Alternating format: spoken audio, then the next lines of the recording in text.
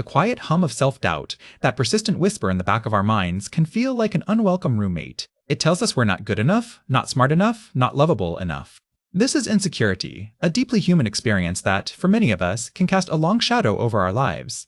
But here's the truth, a truth I want you to hold on to: insecurity doesn't have to be your permanent address. It's a feeling, a pattern of thought, and like any pattern, it can be understood, challenged, and ultimately transformed. At its core, insecurity often stems from a gap between who we perceive ourselves to be and who we believe we shouldn't be. This ideal version of ourselves is often a complex cocktail of societal expectations, past experiences, and the opinions of others, filtered through our own unique lens. Think about it. When did you first start feeling this way? Was it a particular comment, a childhood experience, or a constant comparison to others? These early experiences can embed themselves deep within us, shaping our self-perception for years. One of the most powerful ways to begin dismantling insecurity is through self-awareness.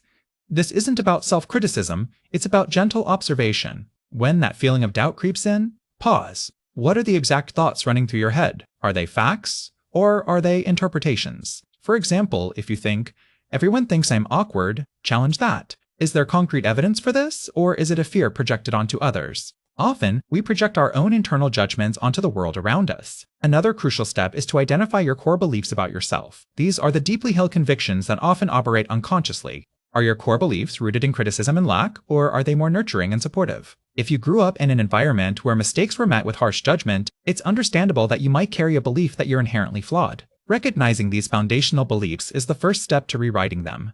The practice of self-compassion is your greatest ally here. Imagine you're talking to a dear friend who is struggling with the same feelings of insecurity. What would you say to them? You'd offer kindness, understanding, and reassurance, wouldn't you? Now, try to extend that same gentle voice inward. When you make a mistake, instead of berating yourself, acknowledge the difficulty of the situation and offer yourself the same empathy you'd offer a loved one. This isn't about letting yourself off the hook. It's about creating a foundation of self-acceptance from which growth can truly flourish. We also need to address the insidious nature of comparison. In our hyper-connected world, it's easier than ever to fall into the trap of comparing our behind-the-scenes reality to everyone else's highlight reel. Remember that what you see on social media, or even in everyday interactions, is rarely the full picture.